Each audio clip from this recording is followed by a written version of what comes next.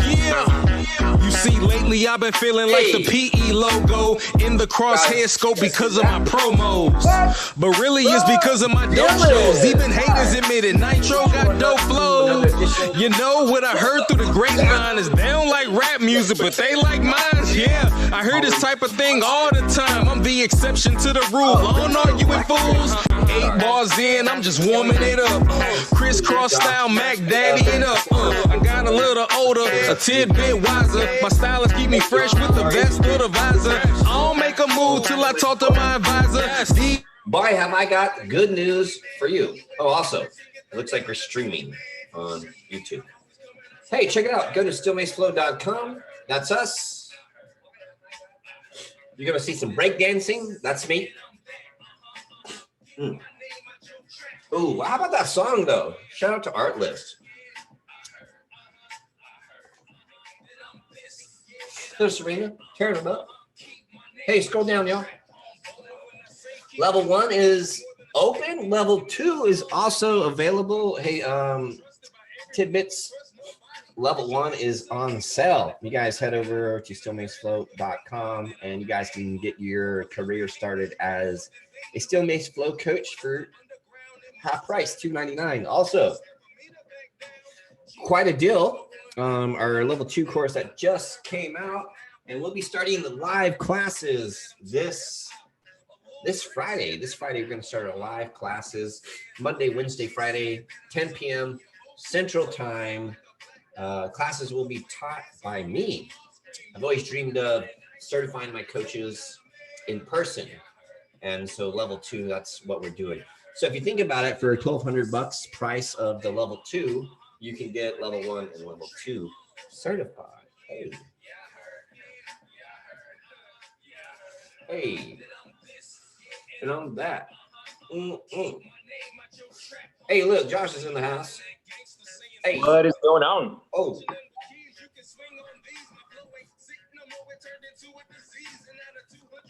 That's Josh. That's my motherfucking Josh right there. He joins in and he doesn't ask. He just starts. Get some, Josh. Get it. Get it. Hey. All right. Hold on. Let me kill the vibes. Ladies and gentlemen, it's the motherfucking I think Eminem just wrote a song about you. Is that true or false? What's that?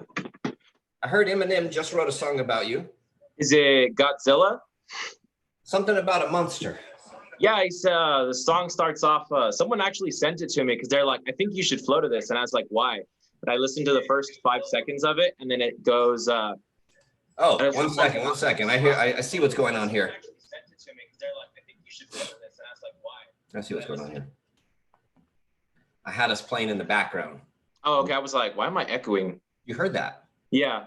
Right on, my friend, dude. So that song is about you, though. Eminem wrote that because he saw you flow. True or false? Let's be honest. True. Yeah. Why not? Dude, thank you for joining me. Oh, thank you for having me. Welcome to the Mace Dojo, or my bedroom. Do you know how many people I've had in my bedroom this week? I don't know. Well, it's kind of neat because a lot of people, but it's been in quarantine, and it's right this avenue. And so let me move my camera so I can look at you. So Josh, I met you through. Well, I met you in person before I met you through social media, but I'm so pumped that social media has turned into this beautiful thing where this really makes me think of you, right?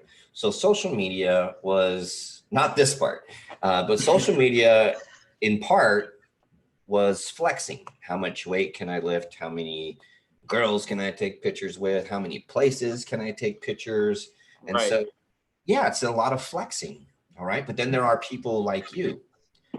I did some research on you, went way back. And thing I like to do is look at patterns. Well, I don't have to look at them. It just happens. I see patterns. And you've had this pattern of using social media, not for flexing, but for staying in touch with friends from high school, people people you used to work out with, people you used to dance with, people you used to work with. And so shout out to you for using social media in all its forms, Facebook, Instagram, for staying in touch with people. And Josh, welcome to Flow the Fuck Down. Thank you, and thank you for those words. That really means a lot. Like, I've always looked at social media as a way to just keep in contact with people and to collaborate, share ideas, and with so many people all over the world creating different things, I find that it's kind of interesting to say that a lot of the friends that I have are more through social media than in real life, just because I feel like I resonate more with those people that are putting out those same vibes and just putting out content more for creation and sharing ideas rather than, like you said, just like flexing and just, like, oh, today I benched 300 pounds or something. It's just sharing ideas and just sharing love with each other. We might circle back around that. Forgive me, I got a little bit of allergies or corona allergies, one of the two. So now, how are you doing? You doing okay? Are you feeling healthy? Yeah, everything's feeling good. Making sure that most days I'm just eating what I need to eat just to maintain, and but having a good balance of all the nutrients I need. So everything's feeling pretty good. Yeah. Good. I know people trying to really avoid that when they get to like doing social media simulcasts. But fuck that, man. The people want to know, and so, but hey, let's get to know you a bit. And we ask a question to all our guests. Who the fuck are you? I think by now that kind of answers itself. I am the monster. And I guess that kind of changed recently in the last few months. I was calling myself a monster, and then now it's really living into that idea of I am the monster. So, I'm just a guy that really loves movement. One of my biggest life-changing events for me is when I was 16, I actually had a really severe back injury that prevented me from being able to lift a lot of heavy weight. And so because of that, I found my way actually into dancing. And so just finding patterns in different ways to move has always been just a great thing. And, oh, you really went through and did some, yeah. Yeah, that's super old. That was back in high school, man. I was on my high school dance team. Holy shit, this is in high school. Yeah. Yeah, you couldn't tell by the hardwood floor and then the giant Mustang that you're standing on his head. True or false? Are you doing a Bruce Lee song and dance right now? Actually, I don't. That was a Christmas concert, so it was probably some Bruce Lee moves, but I think it was to some kind of Carol of the Bells music or something. No. Says it right there, Josh. Oh, yeah, you're right. Sorry, that is Bruce Lee. But yeah, so you used to dance, and yeah, there's a little proof. So something I really have come to notice in being a mace artist is the more I get to know my students, our friends, or however you want to put our relationship together, we're all those things. But I tend to have a lot in common. I was the only male on my dance team in high school. Oh.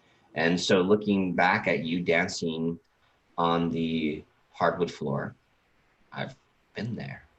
Yeah. And you know what was weird? Maybe you can relate to this. I was a weirdo in high school. But there, when I was on the hardwood floor in a place where you had to express yourself, I was super cool. But I never fit in with one group. I just kind of bounced around from one to another. And I always wish that we had something out there where I could find other people who were like me, because I wasn't necessarily a drama kid. I wasn't necessarily a dancer. It was just like a movement art that I loved. So can you just, you were injured, you didn't lift weights, right, and you got into your dance. Now, let me ask you a question about dance. Yep. Was dance your first movement practice? Yeah, actually it was. All right, well, you hold on a fucking second, bro. We all know that dancing is dancing, and it is not a movement practice or a wait, is it a movement practice? Hold on, I'm Oh, confused. what? Defend your statement. Is it a movement practice or is it Oh, dancing? hell yeah. Most definitely. So is a movement practice like kettlebells? Is that a movement practice? Yeah, absolutely. And I'm going to ask you to maybe talk about the two, and because it's very easy to see something like dance and kettlebell and Mhm. not see the two as movement arts, but see one as working out and one as dancing. Yeah. And so when I first saw you in fitness, you were doing kettlebell stuff. So there was Right. maybe a transition from going into dance and then getting into kettlebells. Before we jump too much into fitness, can you just kind of talk about how dance maybe got you to that road? Most definitely. Yeah. So one of the dance styles that actually um, stuck to me first was actually breakdancing. So, like I said, I found my way, like, I got into a musical at one point in high school. And my thought was, hey, you know what? Like, I'm coming off of sports, but I don't want to be like, I don't want to be considered like that art nerd. I still had that kind of like that fitness or that sport ego. Yes, dude. And like I was just like, well, I like it low key, but I don't want like all my friends from sports to know that I really like dancing. Yep, that was in college. Oh, okay. Where is this? So I'm not the guy in the green bra. Okay. Right in This this. time. That's That is not you. No. That is totally not me. I am. Oh, there I am, right there on the left. I have an afro. Yep, that's it right there. Oh man. So, but I get you, okay? Because there's fucking that. Yeah. There's that, and you're cool. You're breakdancing. And then there's that. Yep. And you gotta be cool. Yep. Dude, I was there. I was on the wrestling team and I was in drama. And I didn't want my like cool friends to know. I was like, I'm a drama nerd, bro. Yep. And so there was like this yin and yang. Yin and yang. Yeah. Opposite ends. Yeah, And it's crazy because actually, I remember I found my way into that musical. It was my sophomore year, but I was actually I I say accidentally fell into choir my freshman year in high school. So I spent like 4 years in choir, competing in more like an operatic style singing. And then the last 2 years of high school, junior, senior year, I was in theater also, traveled out of town to go compete. So I've competed in dance, in choir, in theater. So I found myself in the arts, and go for it. shot a booger out of my nose. So it was funny because it was, I remember a specific day I was in the locker room changing into some tights, getting ready for ballet. Okay. And I ran into a lot of my friends from football, and they were like, oh my God, they, called me a bunch of derogatory names and whatnot. And Hold on. The dudes you wore tights with yeah, were questioning why you were wearing tights with other dudes. yeah. The fuck. And so I was like I don't even remember what I like defended myself with. I just remember like, well, I'm one of two guys in my dance class, and there's a bunch of girls in tights. So if you guys want to play like, grab ass, whatever, go play football with other guys and touch other guys. But if you want like a real man's thing, join dance and you'll get to see other girls in tights. And you get to like, pick them up and like put your hands on them. So that was the way that I defended it back then. Dude, well played. Well played. I did the same thing. I think a lot of us like any guy who was ever a cheerleader, Yeah. I ever like was like, dude, they would be like, bro, I get to like lift girls up. And Yeah. so at that level where there's very few things that are on your mind, and one of them is the testosterone of a young man. Yeah. And it's just like it's an easy thing to subjugate to like, hey, get off my back. Right. And so, but was there a point? There had to be a point because Mhm. you held your color. And when I Yeah. say held your color, I mean you didn't blush. That's what I've always meant by it, or held your ground, or Mhm. not let this thing bother the way the outside people viewed you. Was there Mhm. a point that you didn't say, yeah, I'm doing it because there's girls here?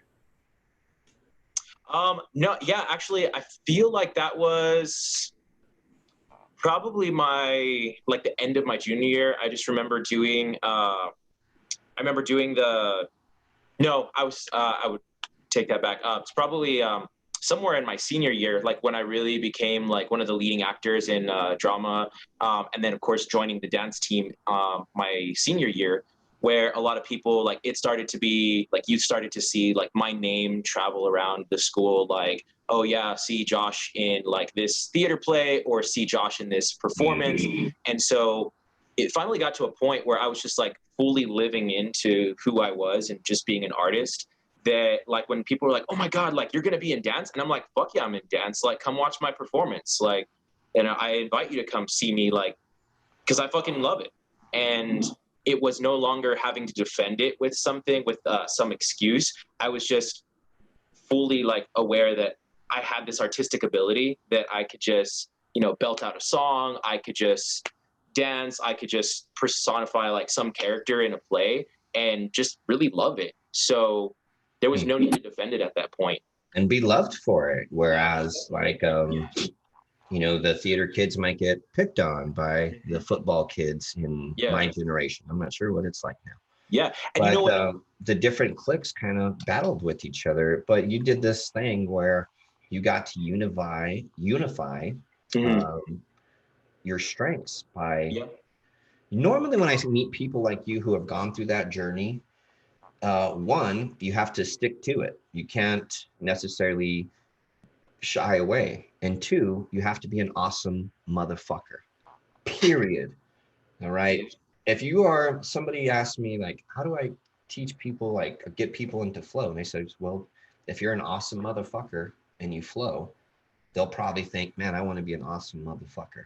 Yep. And that can be the thing. So you're an awesome motherfucker. Thank you. Who are you? I'm an awesome motherfucker. Well, let's see if that changed, man. Let's see if that changed. I don't know when this one was, but let me pull one up for you. I loved this one because this is something that I've always wanted to do. Bam! Oh, nice. Yeah. So there were a bunch of these photos, but I decided to get this one. Yep.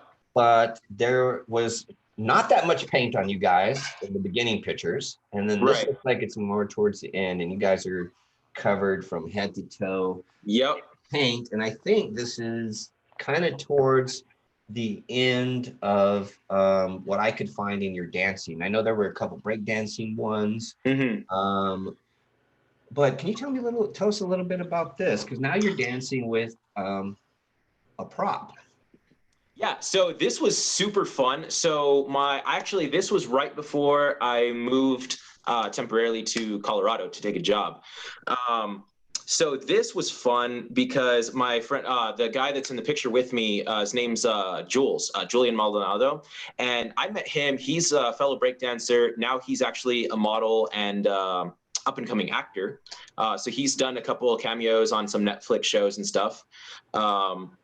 And we had this idea of painting with dance.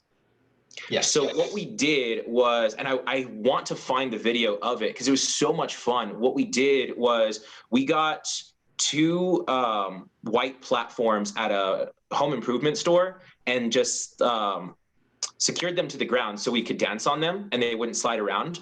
Then all around us, we had filled up little plastic bags with paint and then just had paint buckets around us. So we had choreographed a dance that would allow us to freestyle a little bit. And as we were going through, we wanted to paint a picture on our feet by, you know, taking these little like plastic bags full of paint and like slamming them on the ground and then watching them pop, or like dipping our hands in a paint bucket and then like, you know, just throwing some kind of move that would like flick the paint off of our hands and just paint this picture. So it was taking two different, very, very different styles of art and then figuring out a way to marry them together. So that was a ton of fun. Like, I really enjoyed that day. Who doesn't want to, like, I remember being a kid and getting dirty, like filthy. Fuck yeah. Every time you see a kid in a puddle, right? Or you go on a hike, there's a kid in the mud. Yep. There's like an age where that cuts off, where you're not allowed to get like mucky and grimy, or not allowed, but it's hard to.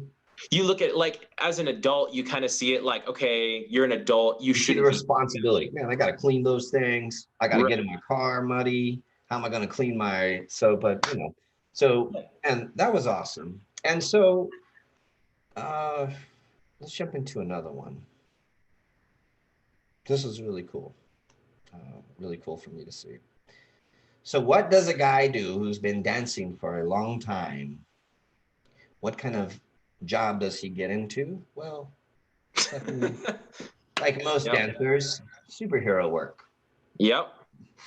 Yeah, when I think of superheroes, I think of athletes. I think of athletes who have done tremendous things, like Sugar Ray Leonard, or there are like even Conor McGregor, who has a practice in dance, or a movement practice where he moves with Ido Portal.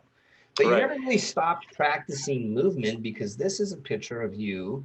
Well, actually, you tell us what this is a picture of. So this is me as Captain America. So this was last year, I want to say in probably around this time, actually, somewhere in April or maybe May of last year. Okay. And so I have a business on the side with a couple of my other friends where we actually entertain as superheroes for kids' birthday parties and events. Wait, what? There was no kids in that picture? You mean you show up that you don't fight crime on that? You do birthday parties? Yeah, so actually we, the way that we talk about it is, so that was actually at a school we were doing an event for. So dude, at a school.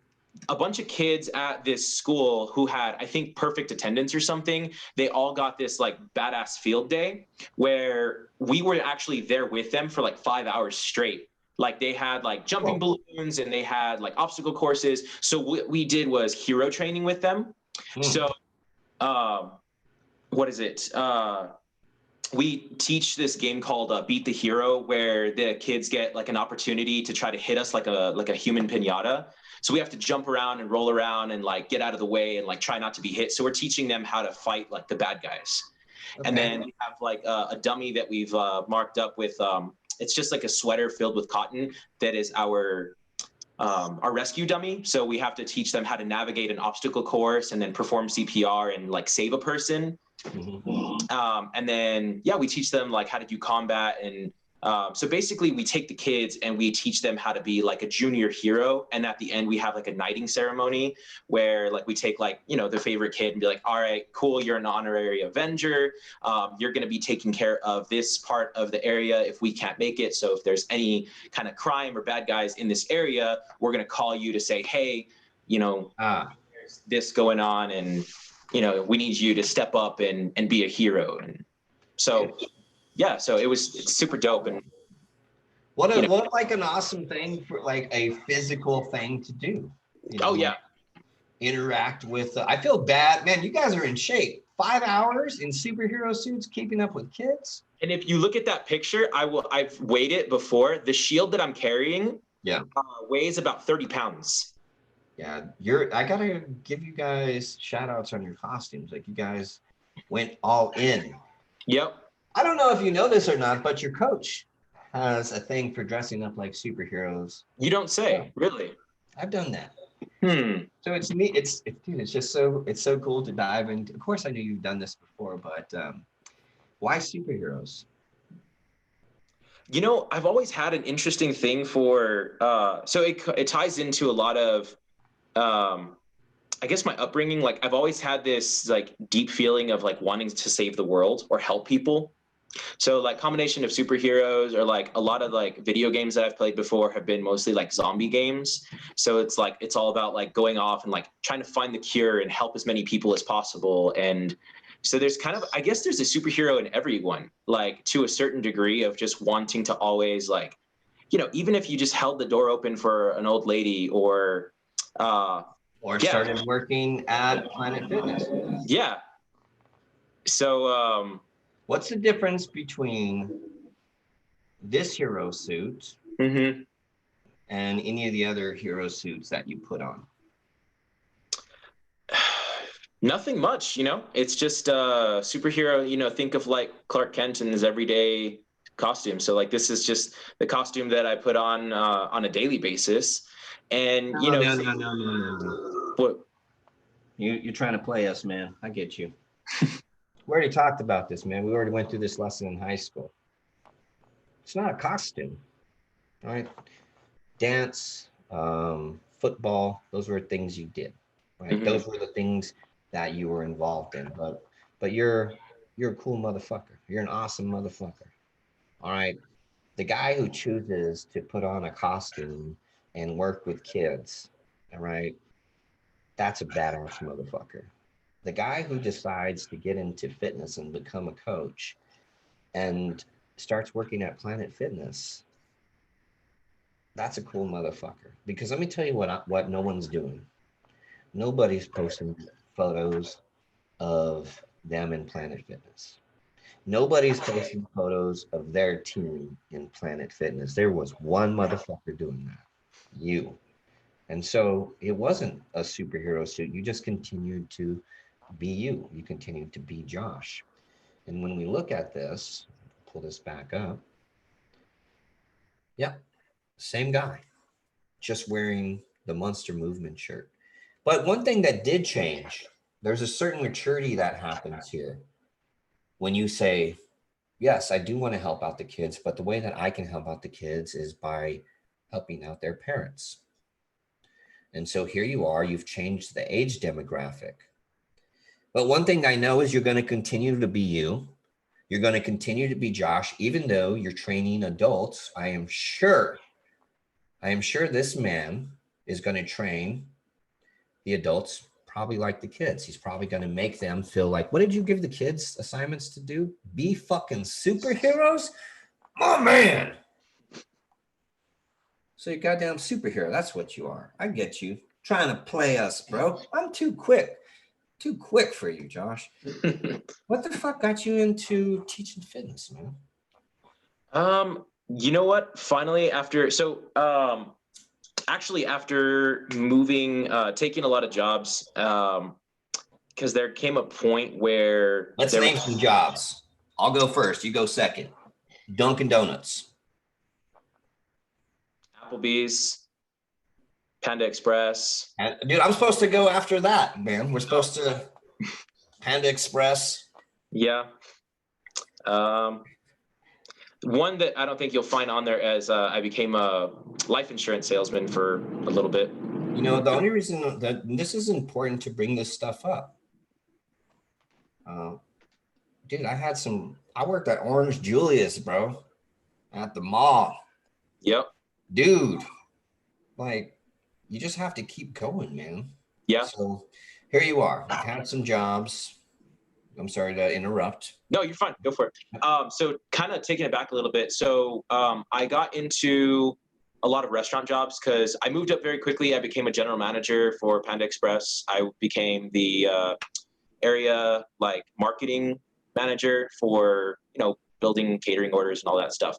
And I did it because financially, like in my family, like stuff was getting kind of rough. Bills were falling behind. Medical stuff started piling up. So I did it to just make a better paycheck so that I could help out as much as I could.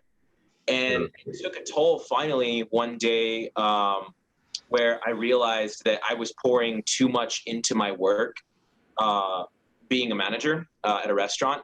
and I wasn't really feeling healthy. I had gained a ton of weight. I had, I didn't even feel like myself anymore. Like I heard myself talking to some of my associates at work one time, and I heard myself later that day of what I said, and I didn't even sound like myself anymore. And so there was like, I realized like I was no longer expressing myself artistically. I wasn't singing anymore. I wasn't really acting anymore. And then you became a manager. Yeah. You started seeing the shift. Yeah. What was that like? I think a lot of us have had that shift. I'll tell you what, man, that motherfucker right there is in chapter 1. And as you know, we meet a lot of students who are in chapter 1, who are stuck in place. And we're flow artists, man. We're meant to fucking move. And what happens when water stays still? Becomes weak. Yep. Becomes corroded. It has a higher chance of evaporating or making somebody sick. We are not meant to stay still. So whenever you and I or anybody else there who lives in flow finds a place of comfort and tries to stay there, motherfucker, reality is going to stop. Reality is going to check you. Like Josh, I've had experiences where I've tried to stay still. All right. So manager, not going to happen. What was the first step? Well, the first step actually, what ended up happening for me was so my mom had just had a minor surgery done, and I was taking her to a doctor's appointment. Mm-hmm. And as I was so I was on a medical leave at that point. So my assistant manager was taking over the store. Then my boss calls me and says, I need you to stop what you're doing right now. I need you to go into work. And I told her, I was like, well, look, I'm taking my mom to a doctor's appointment. She goes, well, can't you just drop her off and then go into work? And I was like, whoa. And so just that in that moment was just. Bro, this is in El Paso, Texas, man. Yeah. Where family means something different, bro. Oh, yeah. You don't leave. You don't just drop your mom off at the hospital, bro, where you're going to hear it from all your uncles. Yep. Fuck that. Yep. This lady wasn't from El Paso, man. Yeah. And so when she told me that, I was like, you know what? I like just dropped it right there. I was like, you know what? In this moment, you just showed me like what family really means to you. And obviously, like I can't deliver the expectations that you have of me. So here's my resignation. Boom. Right here over the phone. Listen. And everybody wants a fucking sign. Everybody wants a sign. Man, if I just had a sign. That Josh didn't want to be there. His manager said, let me challenge a lot. Let me see if I can get you to be more manager. Less Josh. And Josh said, ooh, there's my sign. There's my way out. Yep. God, you're the man, Josh. Fucking did it. Was it scary? No, it just honestly, like my mom and I have always had this motto, like we always tell each other, like anytime any kind of rough situation pops up, we always look at each other. We just go, we'll figure it out. So it sounds. So I wasn't scared. It was more just like, all right, cool. Here's my next step in life. You know, what's next? Yeah. Well, let's talk about what was next. You started moving. You started grooving. And you became a coach. And yeah. You know, well, I'll share this one. It just takes a second to pull up. I'm like kind of on the edge of my seat. Yep. Last year. All right. So this was about the time I met you. About a month before, actually. February of last year. Yeah. So this was a month before I met you. You came into the Honored Academy. You had been posting a lot of kettlebell work at Planet Fitness. Yep. But let's talk about this, man. Okay, well, we'll have to figure out why you went to On It, but I have never seen anybody I don't know if you know this about me, but I'm a fucking pirate. I love to challenge the rules. I love to pull the gray area into the black and into the white as far as I can. So when I saw somebody doing flows um, at Planet Fitness, I was like, fuck yeah, yes. And then I was like, well, you were a coach there. Yeah. And it was like, it was the coolest thing. It was the coolest thing for me to see. Is like, you know, that's one thing I always honored about you. It's like, we need coaches everywhere. Our kids need superheroes. Our adults need superheroes. But the people who need superheroes, they're not necessarily all at the Onnit Academy. Matters of fact, a lot of the people who go into the Onnit Academy, they are in shape. Not to say that we don't get people who start from zero, and it is a great place to start from. But Planet Fitness needs heroes too. Like, those people need somebody they can inspire to be. And Planet Fitness is this system of come in, strap into a machine. And then you're the guy over here being the machine, taking people off of the machines, teaching them how to move. And dude, I fucking loved it, man. I loved it. So you're doing your thing. You're breaking all the rules over there. I already know why. You've always been a leader and an innovator at all your jobs. I'm sure you were doing a good job. So they were like, yes, that's cool. That's our guy. That's our dude. He does the thing. I'll fill up the Tootsie Rolls. I'll get the pizza. Josh is over there going to break dance with kettlebells. Boom. So we already get that story. And so then you go to the Onnit Academy. Why the Onnit Academy? And tell us about, let's start there. Why the Onnit Academy? So that picture actually, the first thing that resonated with me fitness wise, movement wise, was actually I found out about Animal Flow. And so coming from a background of like breakdancing and just moving my body, I thought it was great. So I was actually in town that weekend to get an Animal Flow certification. So I looked at my schedule and I had gotten my hotel like right down the street from Onnit, and I looked at the time and I was like, hey, they've got an 8 o'clock class. Certification doesn't start till 10. I'm going to go have someone murder me with some kettlebells from 8 to 9, go run back to my hotel, change, and then go to the certification. And so when I got there to Onnit, I was like, I took one class with Josh Orenstein. Okay. And with just kettlebells. And I'm like, he starts off the class, all right, cool, we're going to do some, basic joint mobility. And I was like, all right, cool, I'm fucking with it.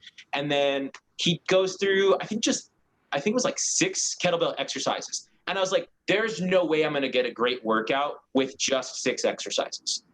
And I got my ass handed to me in a way I've never like felt before. I didn't even work with like really heavy weight that day. It was just the way we worked with them that I was like, oh my God, here's me that, doctor tells me like, you're not going to really be able to lift like heavy weight. And the Onnit Academy goes, hey, guess what? We can make lightweight look heavy. And I was like, oh, fuck, sweet. Oh, fuck. So hold on. So just to backtrack, because it slipped my mind, but the whole time you've been doing hero work and becoming a coach, you have been rehabilitating yourself from injury. Right. And so here you are, because we saw you with the biceps in the video. You went to Animal Flow because it's not weight bearing. Right. It's just your body. And then so when you went to the Onnit Academy, did you know you were going to use a like nominal weight? Like something not heavy? Yeah, I think I used 16 kilo kettlebells. Okay. Well, that can be a tough. Yeah, but you really like in an Onnit class, you work out for like 20 minutes and then you do some type of blowout and then it's over. So it's like 30 minutes of work and the rest is like stretching and making sure the stuff works. Okay, and so but why Onnit? I don't even. One of my friends from Planet Fitness, actually, he shows me like a video of Primal Soldier of Eric. And he's like, oh, check out this dude. And he was just like obsessed with like how ripped Eric was. And I was like, huh, I was like, hey, we have kettlebells here. Like I saw him do like one kettlebell flow and I was like, oh shit, okay. I was like, I want to try that. And so that looks fun because it spoke to the artistic part of me. I was like, he had to choreograph that flow. And so it wasn't just like counting, 12, 15 like bicep curls. It was like deadlift, clean, swing, snatch, whatever. And so my mind goes, hey, I can move with some lightweight kettlebells, but I get to dance with the weight at the same time. So I was like, I wonder if I could create a kettlebell. And so I looked more into it and I was like, where's this guy even at? I was like, oh, that's in Austin. I was like, fantastic. That's fucking great. And so then the pull there was the artistic interpretation of like how Eric was using the tool. You had some tools and that was the boom. That was the thing, the gravitational pull that got you to the, dude. Yeah. And I think a lot of us share that. We got into a tool or we ran into somebody who practices and, shit, man, if like I'm into people who do barbells, I'm probably going to know all the barbell people. And so it's very logical that if you get into a mace, you might run into Onnit, or you get into kettlebells, you can run into Onnit. But Eric is a super cool guy. And it's funny because Eric doesn't really say, he does every now and then, he says kettlebell flow. But most of the time he says like, I'm going to do like a complex. But there's nothing different than the two, which I've always thought is a beautiful thing, is his ability to unify the two worlds of like dynamic expression and like sets. And so you shared up at the Onnit Academy. What was it like walking into Valhalla? Man, it was just like. Did you know where the fuck you were, dude? Because that's Valhalla. Yeah, no shit. I didn't realize like until I was there, the I don't know, I guess just like the weight of like where I was, like how big a deal. And yeah, walking into the first day, I was like, okay, I'm here to work out, blah, blah, blah. And like, I was like, oh, cool. Like they have, primal kettlebells and they have a juice bar and like, they have a sauna room. So I was like, oh, this place is pretty dope. Like, So I would probably say it didn't really dawn on you as much yet because you continue to involve with Onnit and you got a couple you got certified in kettlebells, is that right? Yeah, back in November. Yeah. So to, kind of think about that, you saw somebody moving, you said, that's awesome. Matter of fact, you went to take a certification. While you were at a certification, you saw Onnit was close. You went, you took a class, went and got your certification. You're buzzing about animal flow and kettlebells. And then you just kind of play out that thing and you end up getting certified in kettlebells, which, I'm sure made you a better coach. I know you got to spend some time with John Wolf, who's the guy who taught me kettlebells, along with Eric, the guy who was your inspiration, bro, to make that happen. And what was that like? What was it like going from walking into the place and then kind of picking up on the frequency and then going back in? And I know we're skipping a lot, but staying kind of on the same story. What was it like going back in to get your certification from the guy who was your fitspiration to the bells? It was just pretty otherworldly. Like one of the things that was kind of cool is like when you walk into a room and you kind of just like don't really know anybody. But then like I had met John, it was funny because when I met you in Austin in March last year, I was in Sweat City just fucking around with a 7-pound mace. And so John and I were actually going back and forth. He's like, hey, can I get you to record something for me real fast? And so I was like, yeah, sure. So then John and I took a couple turns going back and forth, just recording each other working out. And I didn't even know at that time, like how big a deal John was. I didn't know, like, and so I was just sitting there and I'm like, oh, okay, cool. Like, this is just a regular thing here. Got it. So, I fucked with it. And so we had built a relationship. And so I was going through and like trying out some of the workouts that John was posting. So I was following John for a little bit and I still do. So then when I get to Onnit back in November for the certification, I walk in there and I'm like, oh, like, you know, hey, what's up? I put all my stuff down. And then John goes, hey, Steel Mace Monster, what's up? And so then everyone just kind of goes like, what? And then Eric walks in the room and I was like, hey, you know, it's nice to meet you. He's like, oh yeah, dude, I've been following a lot of your work. And like, he's like, you really fucked some shit up with the mace now, right? Like, I can't wait to see with you what you do with the kettlebell. And I was like, oh, hey, that kind of made me feel like, you know, like. Not kind of, motherfucker. Bro, that makes you, dude, if that don't give you the feels, man, accomplishing, nobody's like going in there looking for the pat on the back like that. But when coach tells you, I don't give a fuck who you are, bro. Coach tells you, get the fuck to work, fix your goddamn spine, fix your rep.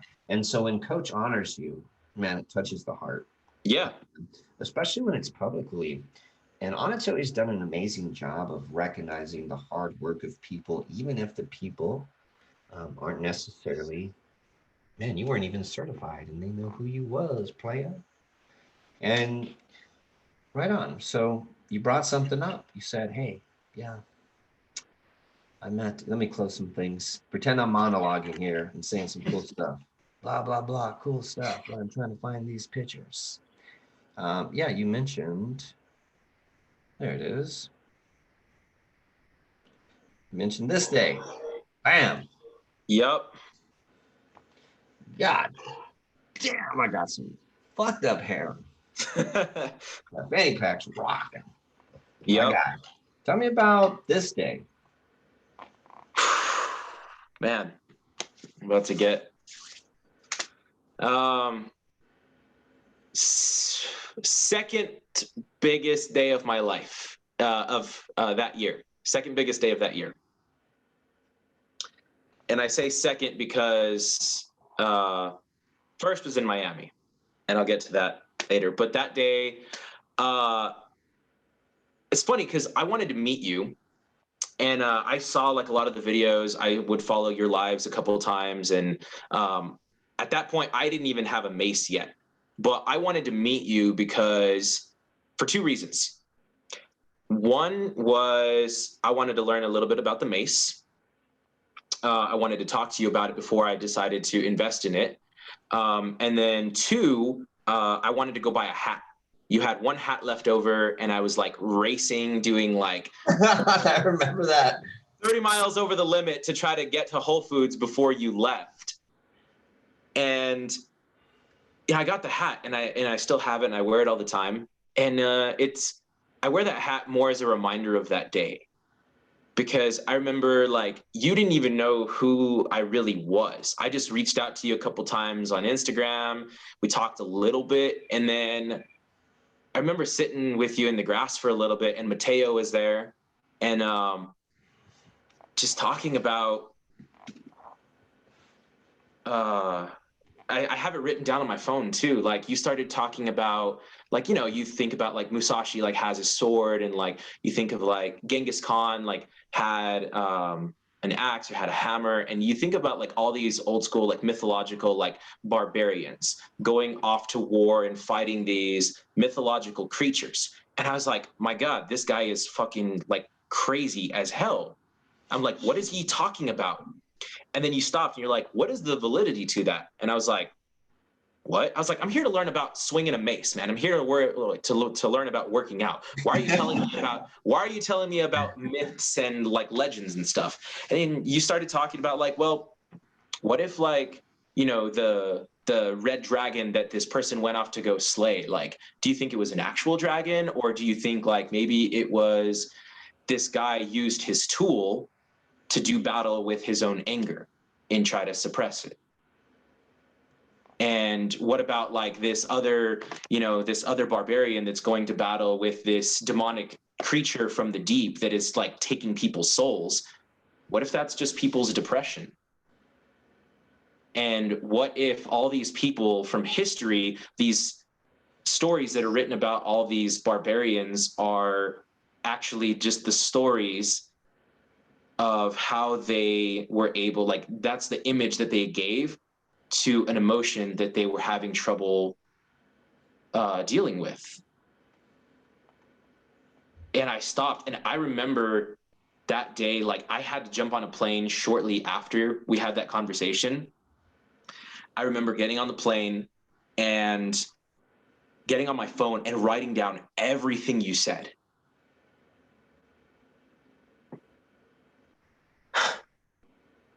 Yep. And I just remember, like, for the hour and some odd minutes like flight coming back home, I remember I was tearing up so much on the plane. And I must have looked like the weirdest motherfucker there, who's like sitting there just on his phone typing stuff, like trying to remember everything that you told me, and just thinking about my own connections to that. And like, where in my life have I used dance or used singing or used acting as a way to, like, if I've had a bad day and I was just really upset, like, and so immediately, like, I was like, I landed, got on my phone, got on Amazon, and bought a mace. Powerful. And I said, I don't know how to fucking use this, but I don't give a shit, because it's not about like doing things the right or the wrong way, but just using it as a tool to, you know what, today I'm feeling particularly sad about something. Let me just move and try to channel my energy. And this is going to be my weapon for me to do battle with. Yeah, that was that, dude. I'm surprised, or well, I'm not surprised. You were quite a student, so the fact that you went home and didn't go home, but first chance you got, you started journaling. I'd be interested to know what I said too. But I often do that to the right students. I go full Leo. You know, because if you know me, it's not about the work, it's about the message. Right, of course. And sure, the work can help tell the message. The more poetic somebody's brushstrokes are, the more of a masterpiece they can create. And so doing cool shit with your mace, it can be very important, but it's the message. And so whenever I connect with somebody and I'm like, I remember that because I was talking to somebody, I was at an event filming and promoting, and I was like, no, I'm gonna like meet this dude. He's like, and they were like, oh, is he a mace guy? And I was like, well, not really. Like, does he have a mace? I was like, yeah, I don't think he's got a mace. And they're like, what's he coming up here for? And I was like, yeah, he seems cool, man. Like, you know, like he wants a hat, so I'm gonna hook him up. And I remember like we sat there and talked, and I was like, the fuck am I gonna talk to this guy about mace for? Like, I want this guy to know what's up. Because for a long time in the mace community, I always had to dress it as physical training. Like, hey, this is like, you know, this is tensegrity, like this is that. Like, you know, but you know, as people started seeking me out because of what I was doing with the mace, and you didn't need to know what I was doing with the mace, you could see what I was doing, and I would call to you. You know, you didn't need to figure out, man, this motherfucker's healing people, himself included, with movement. And so, you know, getting that opportunity to talk to you, and you know, I remember talking to you and having that conversation, and I was like, all right. And I'm really glad that it meant a lot to you. But I remember that hat, you never took that hat off. And I remember you wearing the hat during your flows and thinking, he's stubborn. He could probably move better without the hat on, but he's wearing the hat. I like it. And then you started doing something completely crazy. Completely fucking crazy. So let me pull this up. This might take a second. Man, I get emotional during these things. And it's a weird emotion because, yeah, I don't know how to explain it. It's awesome. Okay. Let me find this motherfucker. There it is. Boom. Okay, so I can't really play these things because of the service I'm streaming. They come up very lagged. Oh man. But what we can do is something that I absolutely love to do, and it's frame by frame. Frame by frame. Ladies and gentlemen, welcome to a frame by frame breakdown of Josh Montes, the Monsters. First posted that I can find, still may slow. We're gonna go frame by frame, guys. Here's 50 seconds of the monster. All right, let's go ahead and grade your standing structure first thing. All right. Of course, this is before you learned anything about the mace.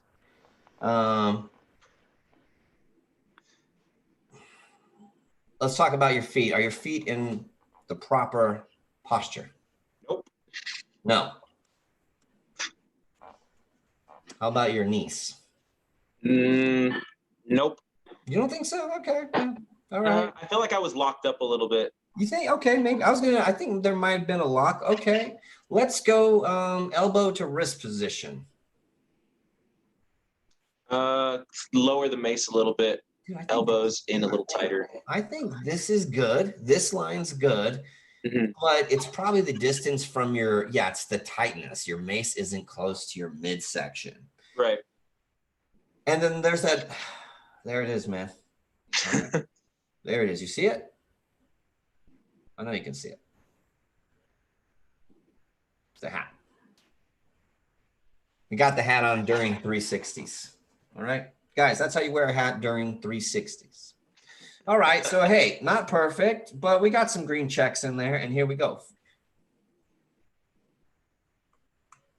That was actually, I think that was like my Hey. first or second flow Look at this. with the mace.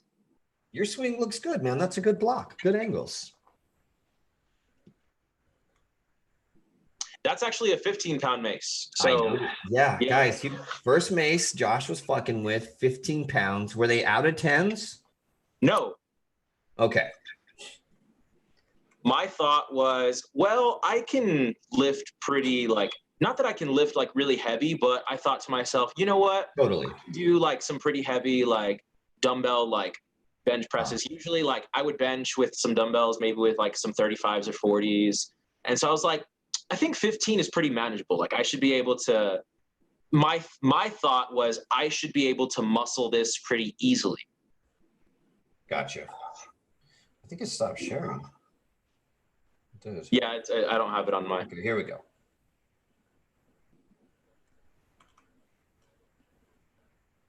And I'm wearing shoes too. So Bro, I wasn't gonna dock you any points on that, but I'm glad you brought it up. I'm gonna And then dock myself also, on that. once we get to the back of your 360, the big reveal, that's not a steel mace flow hat. Fact. Do you swing better mace with the steel mace flow hat on or not? Yes. Why did I say fact? I should have said question and then that. All right. I lose a couple points from there. So far, the score is 10-0. I'm winning. All right. Hey, look at that elbow chop straight forward. Oh, man. Chop. You weren't there yet, man. Not yet. You kind of shifted a little bit to the left. That's okay. That's okay. You knock out your 360. And let me fucking tell you something, bro. That's a good 360 for a start. Going 15 pounds, that's a good swing. All right, right here we go thumbs down, or thumbs down. Looks like we're going into some type of Lateral lunge. ooh, gangster, my friend. That's like your first, that might be your first or second Shaolin ever. I don't know. You might have done a couple sets before that, but dude, like, hey, not bad, man. But not only that, you're doing it bottoms up, and that's beautiful. You know, traditionally we do it the other way, but this has purpose. Working with a mace like this and doing Shaolin like this, we really don't have to worry about lat activation. So we can get somebody in a pose and help them feel a certain way, and not put them in a place where they can't be successful. But this is beautiful. Big fan. And then slowly we guide the mace over. I love this. I think every mace artist has used the mace or their wrist to caress the mace on. And then this was cool. You got into like a little throw. You let the tail drop under. And so right here, you actually have to lift up. So your hand has to drive up like you're trying to do a reverse high five. That'll keep the tail from dropping. Sometimes when I do that though, my shoulder, and just like yours, is lifted up really high. So we sacrifice form to get underneath.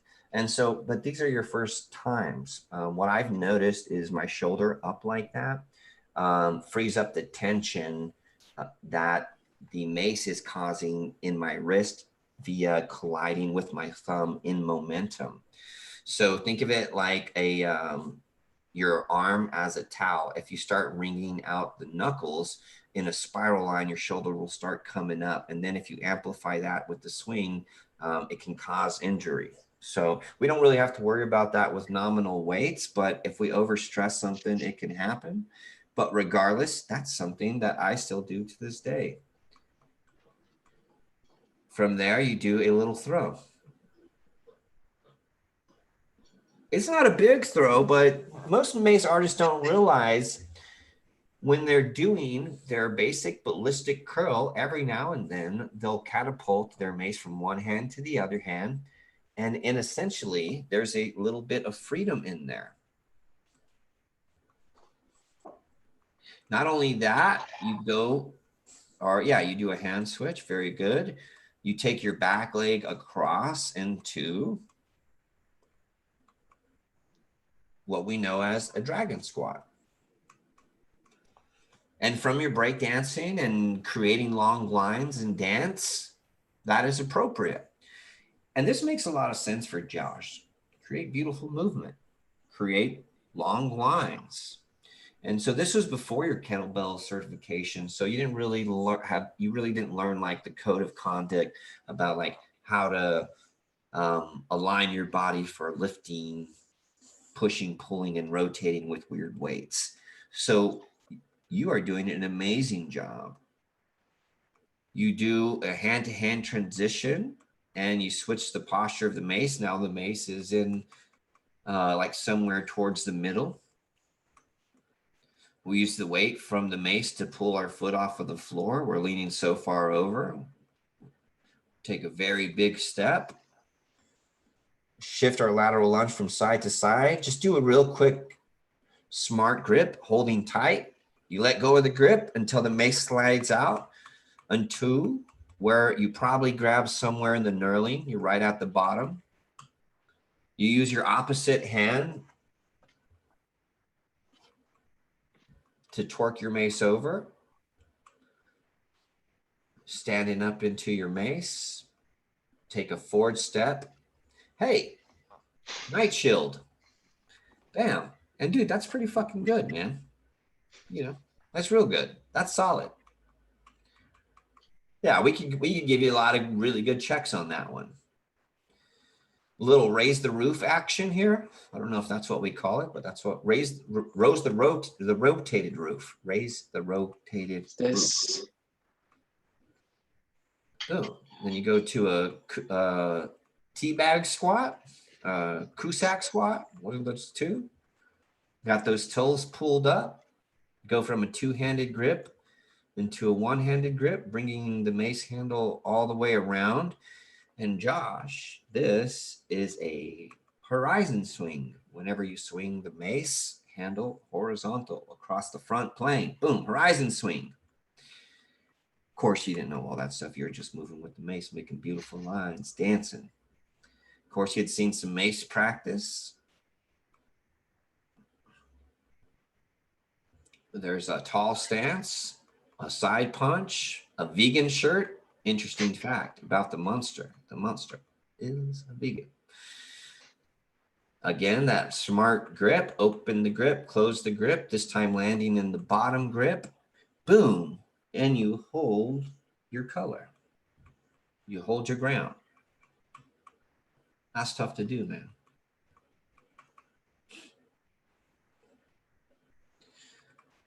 Little press. You know what? Actually, that's a position that you work for from this day.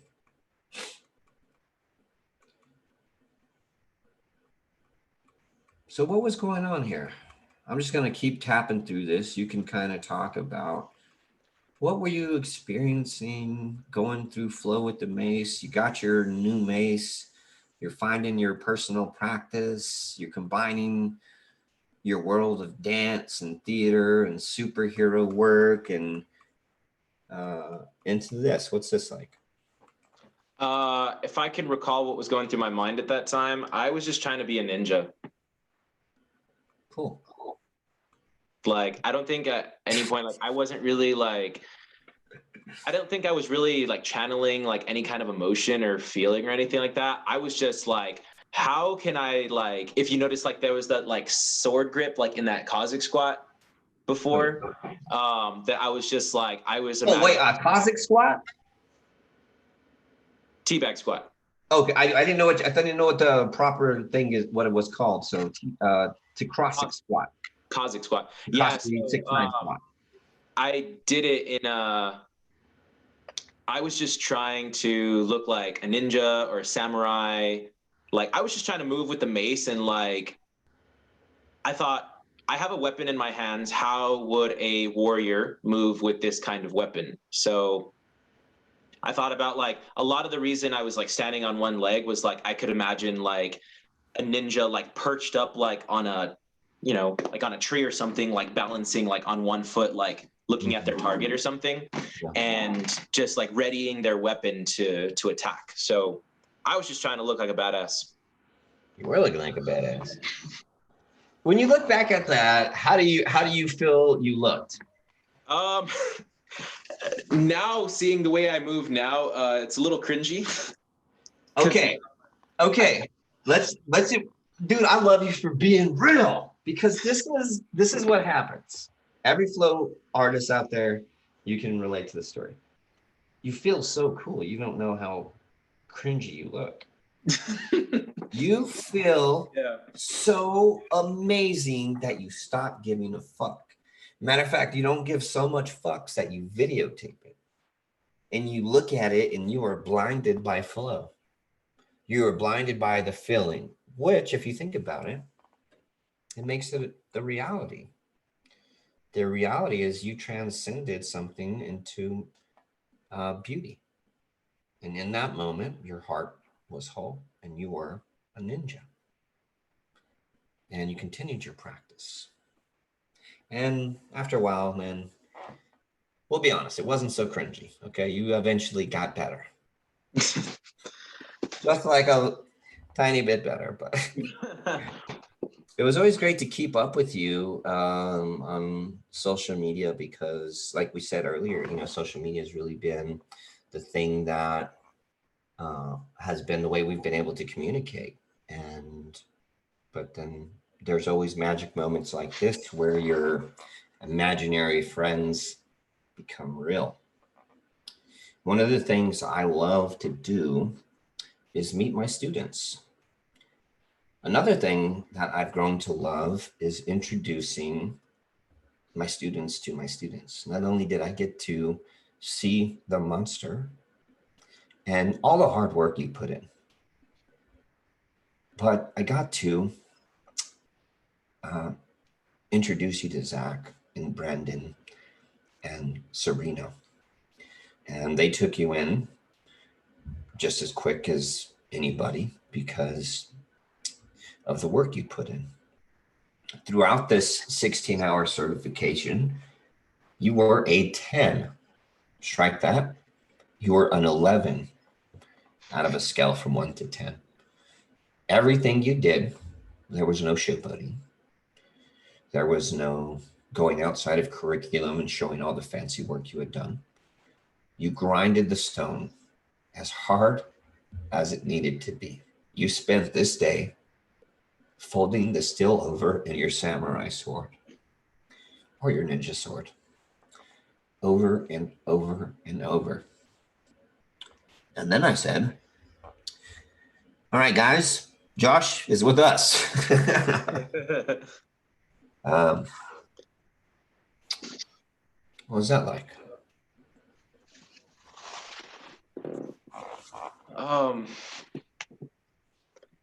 I expressed this to you like on so many different occasions, and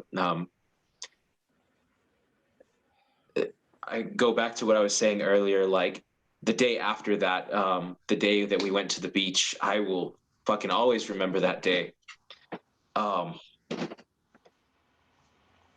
Growing up in life, I always felt like I didn't really ever belong to something. So like even when I was in dance and theater and all that stuff, like I never really felt like that was like my niche. Like it was never like I loved with it. I loved it. I fucked with it. Like I still do now. But it wasn't until those couple of days there in Miami that I really felt like I had a home. And I felt like I had an actual family. And for all the things, like for every single way that you were there for me that weekend, on so many levels, it really showed me like your character and who you truly are.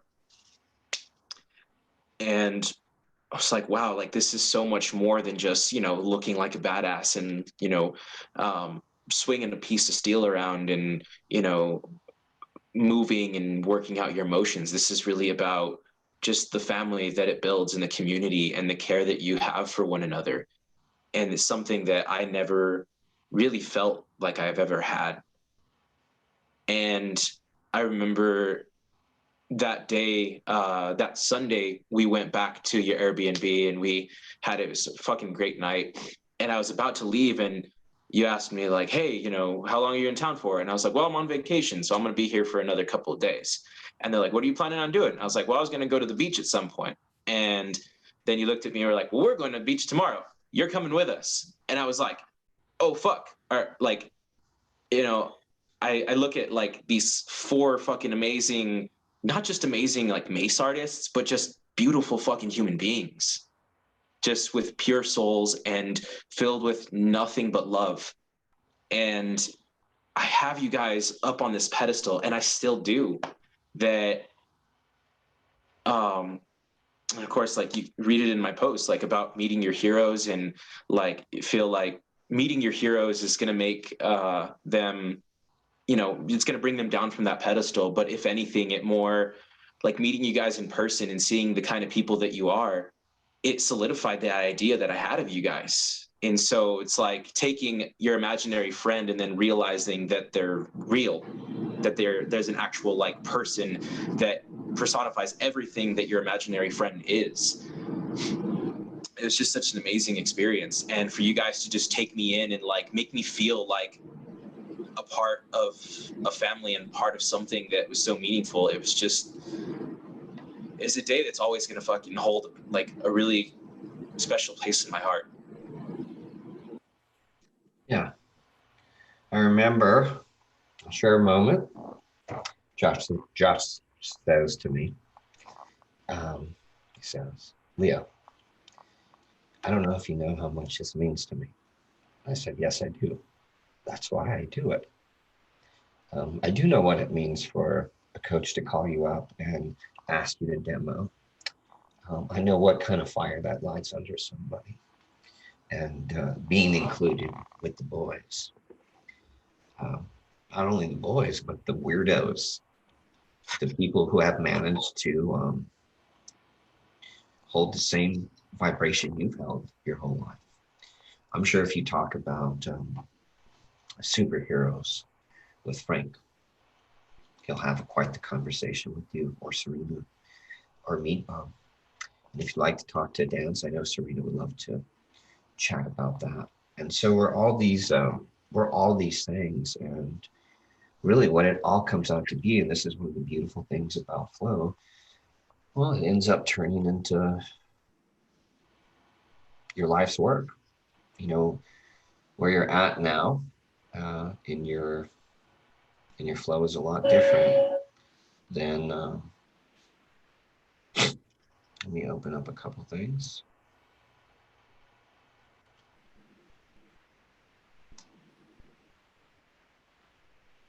No, you know what, it's not going to work like that. Just one second. You know what happens is I get higher as these things happen. And by the end of this, my ability to control technology goes down to a 7.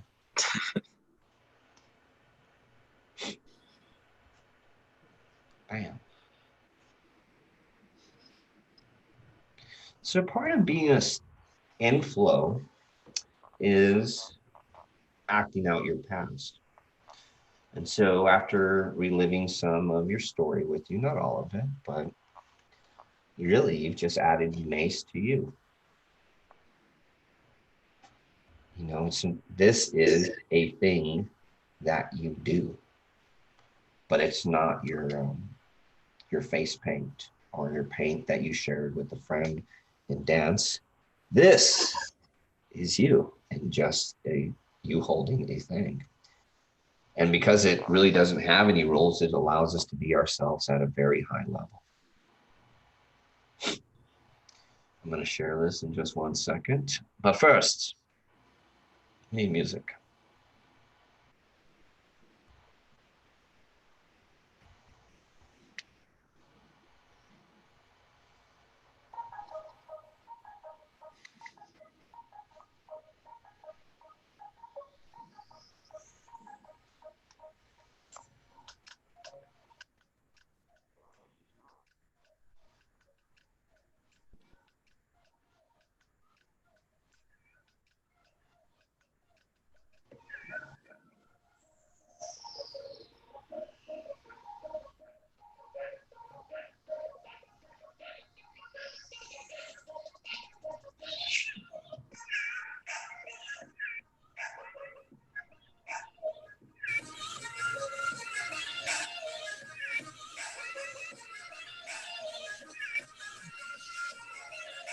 Let's go.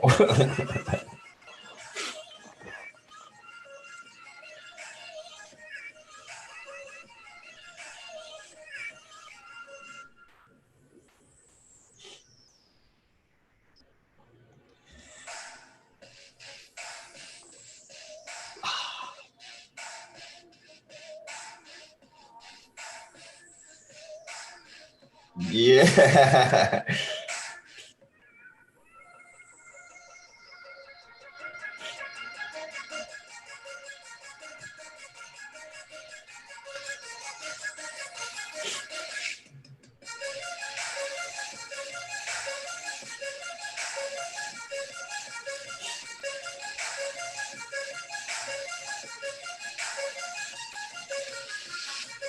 Oh. Yeah, buddy.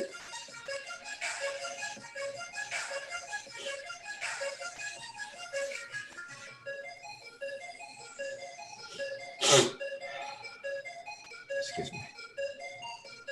Little hangman. Ooh, stall.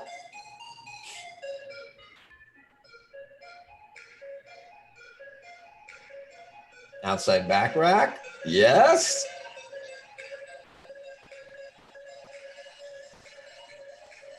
Little full length scoop water to mid mill outside.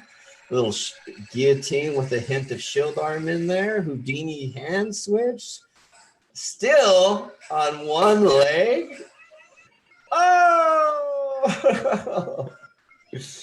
Ah. Wow.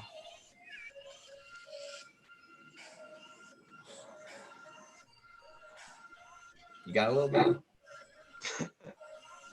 Thank you. I will note that if you are a Steel Mace Flow artist and you don't fuck with Breathe by Fuko and Yeah, honestly, I feel like that song has kind of become like, I talked to Serena about this one time. I feel like that song is. Do you know why that song's famous? I don't know, honestly, but I feel like it's kind of the unofficial anthem of like Steel Mace Flow. Dude. Yeah. Yeah. So Serena was performing on stage. Mm-hmm. And it was like a song that we had this routine of like working out together, and we throw Fuko on and we shred. But anyways, nobody shredded that song like Serena. She was on stage with performing with a bunch of circus artists, And these motherfuckers were like standing on bottles, doing aerial shit, like doing crazy, crazy shit. And I'm like, Serena's gonna go up, like she's gonna go up there and flow. And I know Serena's bad, but like this is like we're on stage with people.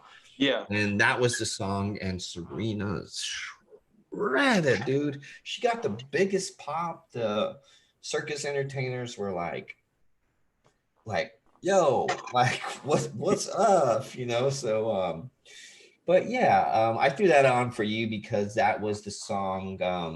I'm glad it means a lot to you. It means a lot to it means a lot to the Mace community, like you said. And you know what I noticed is like when I put on Jamie music and I change my light to purple, I start doing Jamie stuff. Yep. And so so that's a neat thing. So here you are now. You went and got certified in Miami, became a level 1 with honors coach, and Still Makes Flow is motherfucking honored to have you as a student of Still Makes Flow and also as a coach of Still Makes Flow, because you know where you were at, and you know I was so happy to see you practice and teach Still Makes Flow, kettlebell flow, on it principles, Josh Munster movement fitness at Planet Fitness. I was super happy to see you connect with those people who need help so much, but I didn't know transition was going to happen. And you started talking to me about transition. Hey Leo, maybe I should be doing something else. And so what happened? Are you at Planet Fitness still? No, actually, I quit. My last day there was on Valentine's Day. Whoa. So the day after the. I love that. I love that. Okay, I'm sorry, Valentine's. So yeah, actually, through really feeling the energy from the certification when we were in Austin, I thought to myself, like, one of the things that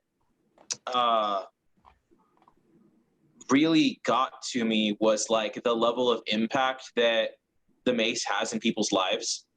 And I realized to myself, like, it was something that I had been thinking about for a while. Like, I was able to teach like as much as I could at Planet Fitness, but unfortunately, like the rules and regulations that they have there, like they have specific like time slots for classes, and you know, it was starting to get into this thing of like some of the clients would come in and they're like, well, I came to work out arms. And I'm like, well, yeah, we're going to hit some arms like in this class, but you know, we're just going to get into moving and stuff like that. And we're just going to do some beautiful movement. And they were like, well, no, Josh, you already told the story, man. This is the story of you said, hey, I want to transition. And the powers that be said, you want a sign?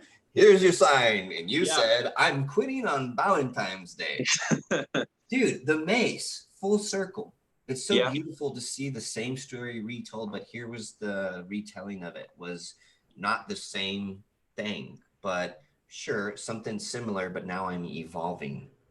You know, you didn't unlearn and forget all the shit that made Josh, who's a hero for so many people. You never forgot that. And so you took that from spot to spot to spot, no matter where you were going. And so hey, we're in quarantine now, and this is awesome. Let me tell you who you are. I don't know if you realize this. This is crazy. You don't work at the park, because for a while there you were working at the park, you were teaching at the park, you were teaching at Planet Fitness, and didn't you get a job somewhere else? Yeah, so right before. Okay, but that doesn't matter because you can't do that right now. Right. Matter of fact, being a superhero for kids is almost impossible. So what do you do as a profession right now is what I'm curious about. And if I had to say how you made money, it would be from teaching Still Makes Flow. Yep. Through Zoom. Yeah. And so now you've been looking for a sign. Here's your fucking sign. You're a Still Makes Flow coach. That's what you are in this current reality. And I don't know if you recognize yourself as that, and if you ever taken time to sit back and say,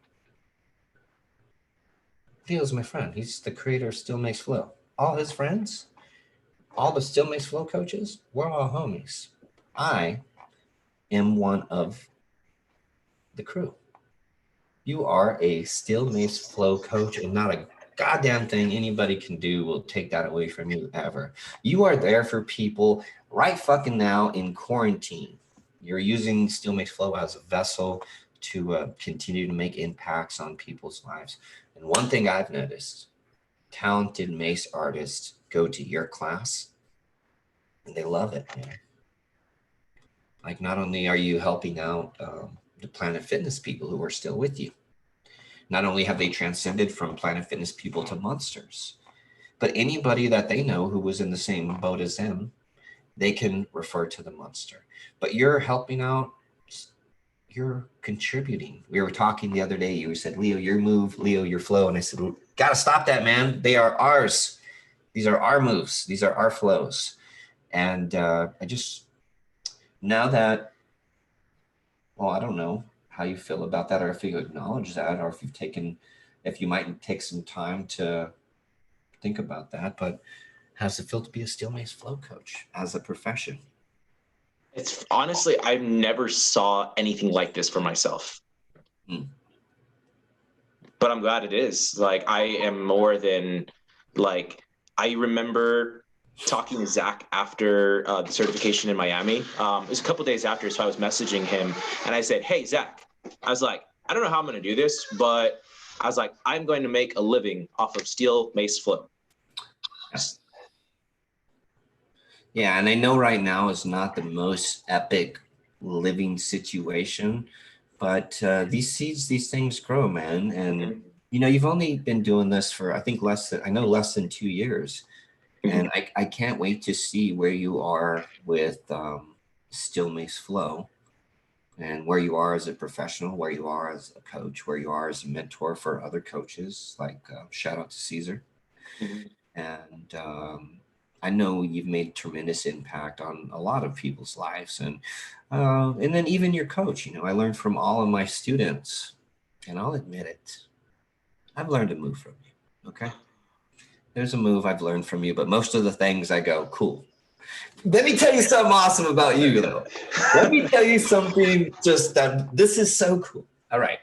So whenever I get a move, I exhaust it, okay? Like, if I learn a new hand transition, I'm like, nobody's going to teach me anything. I'm going to know every in, every out. I'm going to know how to get to the ground. I've got shit written down that nobody. And so I got to this point where everybody started getting really talented. And so I would show a base of a move. Like, I'd show, like, okay, here's some things you can do. And then I'd go, I wonder if anybody will figure out that shit. And you figure out the shit. Like, you're the guy who figures out the shit. And so it's always really neat to see, like, man, Josh is doing those moves I didn't show anybody. How's he doing them? You figure it out. And I think that's the principle of, like, moving with the mace and the way we've adapted to it, and the philosophies of learn the move with all the moves, try with all the transitions, try that new move with all the old shit, with all the new shit. Do it on one leg, do it on your knees, do it on the floor, do it everywhere.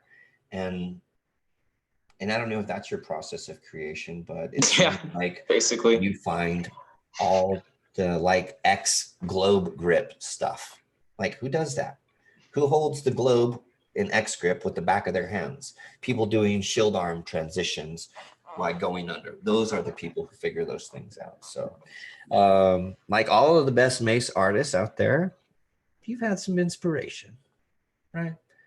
But you're self-taught, man. You put in the reps. Why you might watch some videos and take a thing from inspiration for Serena and some inspiration from Zach. Well, that's why we put it out there. That's what we talked about. You post your beautiful flows on Instagram, not to flex, because if you look at your history, you've never flexed. It's always been, I'm sharing and I'm contributing, and this is how I'm doing it. And man, we applaud you for it, man. So right now, you can get some of the hottest fucking mace classes around for free. All right, you join Josh's Zoom class, and you're going to learn some crazy stuff. He's a great coach. Everybody who leaves, advanced and basic or beginners, all leave with something amazing. So you guys connect with Josh, but listen, donate a little money so this man can keep inspiring the people. All right. If you make sure if you take his class, it'd be dope if you could contribute something. But Josh is going to teach for free regardless. That's what he was doing the moment he found the mace, was introducing people to it. So, but I know we can find you on Instagram. Can you throw up your Instagram name? All in one word: Steel Mace Monster. Right on, Steel Mace Monster. And is that, I mean, that's pretty much it. You're on Facebook a little bit, but most of your stuff is on IG. Pretty much, yeah. I'm on Facebook just kind of to connect with like old friends and family, and that's about it. And so you've, like most of us in the fitness industry, have retrofitted your living area as your Mace Dojo. And Yep. so you do one-on-one personal training, just like everybody else, I'm sure, through Zoom. Right. And man, I can't wait to see what you do. Before we leave, what is there anything you want to close with?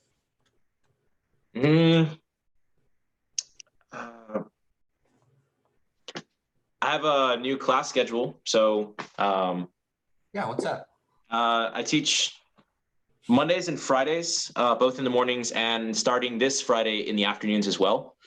So Mondays and Fridays in the morning, 9 a.m. Mountain Standard Time. So DM me if you need the conversion for that, to figure out what that time is for you. And then also starting this Fridays, I'll be teaching 6 p.m. Mountain Standard Time. So that's 8 on the East Coast. I know there's a lot of people over there. And then Mondays at 5 p.m. Mountain Standard Time, 7 on the East Coast. And then, of course, if you can't make any of those classes, just don't be afraid to hit me up. Like, I have a pretty open schedule right now.